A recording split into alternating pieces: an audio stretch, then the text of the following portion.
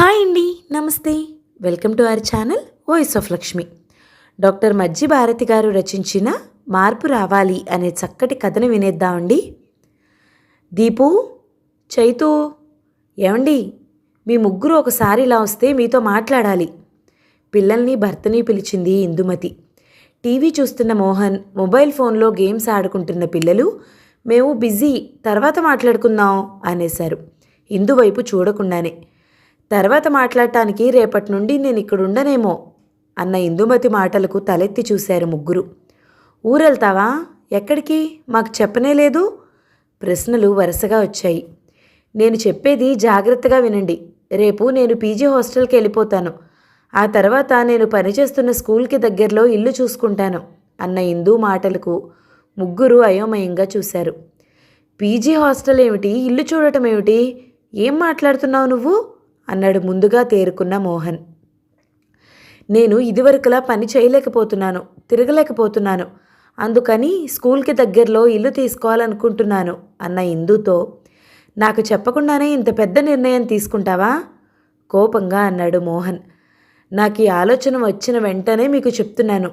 మీరైతే కనీసం నన్ను సంప్రదించకుండానే ఇల్లు కొన్నారు అన్న ఇందుతో, పిల్లల స్కూళ్ళకి నా ఆఫీస్కి దగ్గరని ఇల్లు తీసుకున్నాను, తప్పే ఉంది ఇందులో సమర్థించుకున్నాడు మోహన్.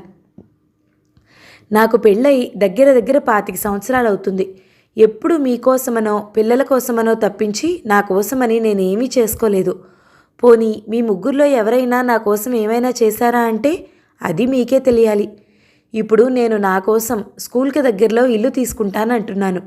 అందులో కోపం తెచ్చుకోవాల్సిన విషయం ఏముంది? సీరియస్గా అడిగింది ఇందు. అమ్మ గొంతులోని తీవ్రతను గమనించిన పిల్లలిద్దరికీ అర్థమైంది ఇదేదో ఆషామాషీ వ్యవహారం కాదని. నేనేం చేసినా మన కోసమే కదా సమర్థించుకున్నాడు మోహన్. ఆ మనలో నేనెక్కడున్నానా అన్నదే నా ప్రశ్న అంది ఇందు. ఇదంతా నీ కోసం కాకపోతే ఇంకెవ్వరి కోసం అన్న మోహన్ మాటల్లో పసలేదని పిల్లలకు కూడా అర్థమైంది. గతాన్ని తవ్వటం నా అభిమతం కాదు. మీరెలా తీసుకున్నా ఇన్నాళ్ళు నేను అందరి విషయంలో బాధ్యతగా ఉన్నాననే అనుకుంటున్నాను. నా శరీరంలో పటుత్వం తగ్గి నేను వెనకటిలా పని చేయలేకపోతున్నాను. నా గురించి నేను శ్రద్ధ తీసుకోవాల్సిన సమయమూ వచ్చింది. నా గురించి నేనైనా పట్టించుకోకపోతే నా ఆరోగ్యం దెబ్బతింటుంది. అందుకే ఆలోచించి మా స్కూల్కి దగ్గరలో ఇల్లు తీసుకోవాలనుకుంటున్నాను. నాతో ఉండాలనుకుంటే మీరు రావచ్చు, కానీ ఒక్క షరతు. నా నుండి మీరేం ఆశిస్తారో అక్కడ మీరు అలా ఉండాలి సింపుల్గా చెప్పింది ఇందు. అర్థమయ్యే కానట్టున్నాయి ఆ మాటలు. అంటే ముగ్గురు ఒకేసారి అడిగారు. ఏముంది, తెల్లవారి లేవగానే మీకు కాఫీలో, టిఫిన్లో, క్యారేజ్ బాక్స్లో ఇంకేవేవో మీ అవసరాలు నేను ఎలా తీర్చాలనుకుంటున్నారో మీరు అవన్నీ చేయాల్సి ఉంటుంది. ఒక్క మాటలో చెప్పాలంటే అందరం కలిసి పని చేసుకోవాలి అక్కడ విడమరిచి చెప్పింది ఇందు. అమ్మో, నీ అంత తొందరగా లేవటం నా వల్ల కాదు. అయినా రాత్రంతా చదువుకుని లేటుగా లేస్తాం, మరి లేటుగా లేవడాన్ని సమర్థించుకుంది దీపు. నీకు అలవాటైన పనులు మమ్మల్ని చేయమంటే ఎలా కాస్త విసుగ్గా అన్నాడు మోహన్. అది కాదమ్మా, మాకు అలవాటు లేని పనులు, అదీ కాక నువ్వైతే ఏ పనైనా బాగా చేస్తావు ఆలోచనగా అన్నాడు చైతన్య. చేస్తూ ఉంటే అదే అలవాటవుతుంది బాధగా చిన్న నవ్వు నవ్వింది ఇందు. నా సంగతి విడిచిపెట్టు, పిల్లలు ఇంకా చిన్నవాళ్ళు, వాళ్ళని విడిచి ఎలా వెళ్తావు? దీపు 3rd ఇయర్ ఇంజనీరింగ్ చేస్తుంది. చైతు తొందరలో ఇంజనీరింగ్ కాలేజీలో జాయిన్ అవుతాడు. ఇంకా వాళ్ళ వెనక ఉండి చదివించాల్సిన అవసరం లేదు. ఎలా ఉంటే మంచిదో వాళ్ళకి గ్రహింపుకొచ్చిన వయసు. అయినా నేను విడిచి వెళ్తాననలేదు కదా, మిమ్మల్ని రావచ్చు అంటున్నాను. పోనీ నీకంత చేయడం కష్టంగా ఉంటే వంట మనిషిని పెట్టుకుందాం అన్న తండ్రి మాటలకు అంతకుముందు జరిగిన విషయం గుర్తొచ్చింది చైతన్యకు. అమ్మకి ఒంట్లో బాగా లేనప్పుడు వంట మనిషిని పెడతానంటే వంట మనిషి వెనక ఉండి పని చేయించడమే పెద్ద పని. వాళ్ళు మనలాగా చేస్తారా ఏమిటి? అయినా వంట ఎంతసేపు? కుక్కర్ పెట్టేసి ఒక కూర చేస్తే సరిపోతుంది. మేమేమైనా అది కావాలి ఇది కావాలి అంటున్నామా? ఏది పెడితే అది తింటున్నాం కదా, డబ్బులు దండగ కాకపోతే అన్న నానమ్మ ఒక్కరోజైనా కుక్కర్ పెట్టడం తను చూడలేదు. నీ వంట రుచి ఎవరికీ రాదు, అయినా నీకంత కష్టంగా ఉంటే మేము సాయం చేస్తాంలే అన్న నాన్న కనీసం కాఫీ కలుపుకోవటం కూడా తను చూడలేదు. తన క్యారేజీ కాక తమందరికీ బాక్సులు కట్టి నానమ్మకి టేబుల్ మీద అన్నీ సర్ది మళ్ళీ స్కూల్ నుండి వస్తూనే వంటగదిలో దూరి అందరి అవసరాలు నోరెత్తకుండా తీర్చే అమ్మ ఎంత బాధపడకపోతే ఇప్పుడు ఇలా అని ఉంటుందో నన్న ఆలోచనలో ఉన్న చైతన్య, ఇలాంటి ఆలోచన నీకెలా వచ్చింది? అయినా నువ్వు వెళ్ళిపోతే ఇంట్లో ఎలా? అమ్మ పెద్దది, పిల్లలు ఇంకా చిన్నవాళ్ళు అన్న తండ్రి మాటలకు నమ్మలేనట్లు చూశాడు. మరి అమ్మ గురించి ఎవరు పట్టించుకుంటారు? ఒక్కరోజైనా అమ్మకెవరైనా చేశారా అంటే లేదనే సమాధానమే కనిపిస్తుంది. తనకే ఇలా అనిపిస్తే అమ్మ ఆలోచనలు? తల్లి వైపు చూశాడు.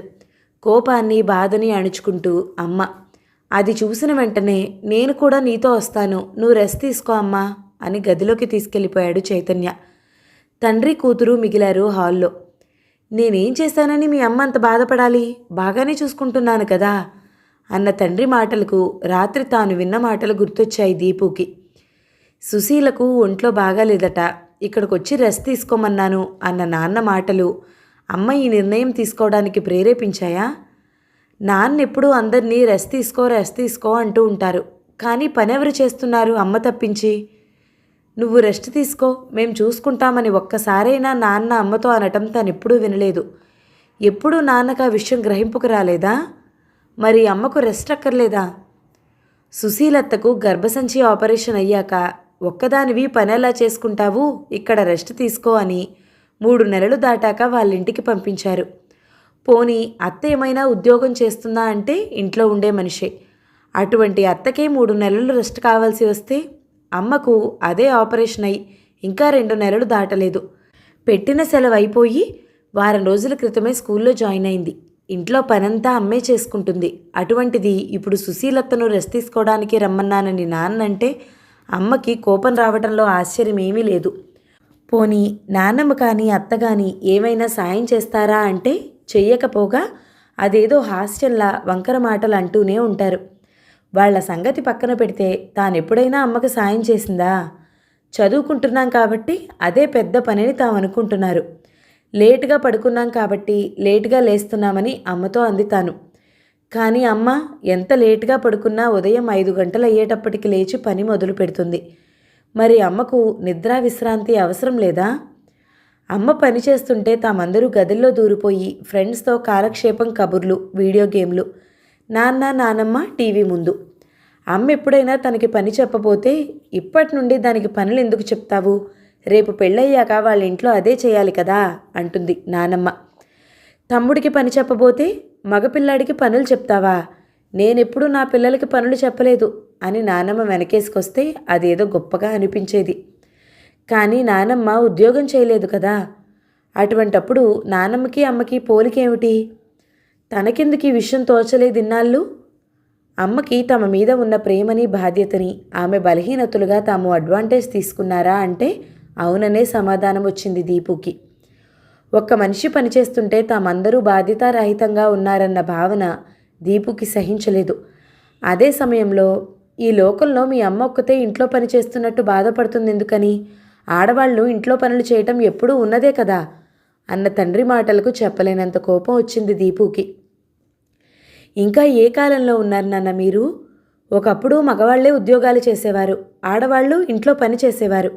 ఇప్పుడు ఆడవాళ్ళు ఉద్యోగాలు చేస్తున్నప్పుడు ఇంటి పనులు కూడా ఇద్దరు కలిసి చేసుకోవాలి కదా. గుండెల మీద చెయ్యేసుకుని చెప్పండి, మీరెప్పుడైనా అమ్మకి సాయం చేశారా? మిమ్మల్ని అంటున్నాననే కాదు, ఇందులో మా తప్పు కూడా ఉంది. మేము కూడా అమ్మ గురించి ఎప్పుడూ పట్టించుకోలేదు. అమ్మ చెప్పాకైనా తన మనసును అర్థం చేసుకోకపోతే నన్ను నేను క్షమించుకోలేను.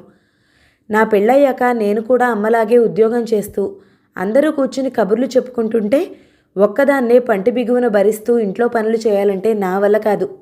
అందుకే నేను కూడా అమ్మతో వెళ్తాను అనేసి గదిలోకి వెళ్ళిపోయింది. హాల్లో ఒంటరిగా మిగిలిపోయాడు మోహన్. ఇందు కుటుంబానికి ఏమీ చేయలేదని తాను అనలేడు. అలాగని ఆమెతో పాటు బాధ్యతలను పంచుకోవాలంటే అలవాటు లేని పని. కూతురు కూడా అంత మాట అన్నాక నిజమే అనిపిస్తుంది. ఇంట్లో పనంతా ఇందుయే చేసుకుంటుంది. పిల్లల్ని తానే చదివిస్తుంది. అమ్మని తనింటికి వచ్చిన చెల్లెళ్ళని చూసుకుంటుంది. తాను సాయం చేయకపోగా కనీసం మెచ్చుకుంటూ అయినా ఒక్కరోజు కూడా మాట్లాడలేదు. కానీ ఇంట్లో భార్యలకు సాయం చేసే మగవాళ్లను గురించి ఆడంగి వాళ్ళని తన తల్లి చెల్లెళ్ళు అనుకోవడము కొన్ని పనులు ఆడవాళ్లే చేయాలన్న స్నేహితుల మాటలు, ఇంటిని ఇందుయే బాగా చూసుకోగలదన్న తన నమ్మకము ఎటువైపు వెళ్లాలో తెలియటం లేదు.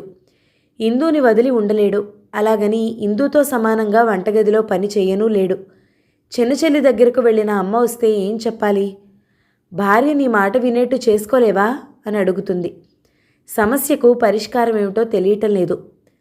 తరతరాలుగా జీర్ణించుకుపోయిన మగబుద్ధి, వివేకంతో కూడిన విచక్షణల మధ్య ఇంకా ఊగిసలాడుతూనే ఉంది మోహన్ మనసు. ఇంతలో సుశీల దగ్గర నుండి ఫోన్. అంత దూరం ఒక్కదానివి ఎలా వెళ్తావు? నేనొచ్చి దింపుతానన్నారు ఆయన. అందుకే 2 రోజులు పోయాక వస్తాను అని. ఏం చెయ్యాలో పాలిపోక చిన్నప్పటి తన క్లాస్మేట్ ఇందు కొలీగ్ అయిన శ్రావణి దగ్గరకు వెళ్ళాడు. ఫోన్ చేయటమే కానీ తాను ఇంటి నుండి వచ్చి 4 రోజులైనా తన దగ్గరికి రాలేదు మోహన్. అతని మనసులో తన విలువ ఇంతేనా? కోపం బాధల మధ్య మనసు కొట్టుకుంటుంది. అప్పుడొచ్చాడు మోహన్. మీ స్కూల్కి దగ్గరలో కొత్త అపార్ట్మెంట్లు వేశారు, నీకు నచ్చితే ఒకటి తీసుకుందాం అంటూ 4 బ్రోచర్లు పట్టుకుని. నమ్మలేకపోయింది ఇందు. అపనమ్మకంగా చూస్తున్న ఇందుతో, సారీరా, నీ గురించి ఎప్పుడూ ఆలోచించలేదు, ఇక నుండి ఈ పొరపాటు జరగదు అంటూ అది హాస్టల్ అని కూడా చూడకుండా దగ్గరికి తీసుకున్నాడు. తనలో ఈ మార్పుకి కారణం శ్రావణి ఇంట్లో జరిగిన విషయం. సుశీలను రెస్ట్ తీసుకోవడానికి రమ్మన్నానని చెప్పిన వెంటనే ఆపరేషన్ అయి 6 నెలలైంది. సుశీలకు రెస్ట్ కావాలా? అదే ఆపరేషన్ 2 నెలల కిందటే చేయించుకుని ఉద్యోగం చేస్తున్న ఇందు మీ అందరికీ చాకిరీ చేయాలా? బుద్ధుండే మాట్లాడుతున్నావా?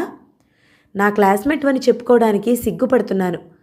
నీతో పాటు ఇందు ఉద్యోగం చేస్తున్నప్పుడు తనతో పాటు ఇంటి బాధ్యతలను పంచుకోవాలని తెలీదా? నీ డిక్షనరీలో భార్య మనిషి కాదా? ఆమెకు విశ్రాంతి అక్కర్లేదా? ఇందు కాబట్టి ఇన్నాళ్లు భరించింది. అదే నేనైతే ఎప్పుడో విడాకులు ఇచ్చేద్దును. మనసులో శ్రావణి మాటలు గింగురుమంటున్నాయి. నిజమే కదా?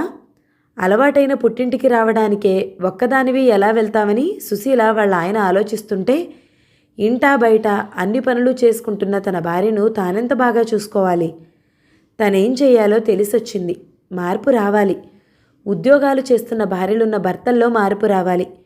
పనుల్లో ఆడా మగ తేడా చూపించకుండా ఇద్దరూ కలిసి పనిచేసుకోవాలి. ఇన్నాళ్ళు తాను చేసిన తప్పేమిటో అర్థమైంది. ఇందు బాధపడకుండా చూసుకోవాలి. తనకి పనుల్లో సాయం చేయాలి. ముందొక వంట మనిషిని పెట్టుకోవాలి. ఇందుకి ఎలాంటి కష్టం కలగకుండా చూసుకోవాలి. అంతే. ఈ ఆలోచన వచ్చిన వెంటనే స్కూల్కి దగ్గరలో కొనుక్కోవడానికి ఇళ్ళేమున్నాయో కనుక్కుని ఇందు ముందు వాలిపోయాడు మోహన్. కథ సమాప్తం. ఈ కథ గనక మీకు నచ్చినట్లయితే లైక్ చేయండి, షేర్ చేయండి, మంచి కమెంట్ చేయండి. మన ఛానల్ని తప్పకుండా సబ్స్క్రైబ్ చేసుకోండి.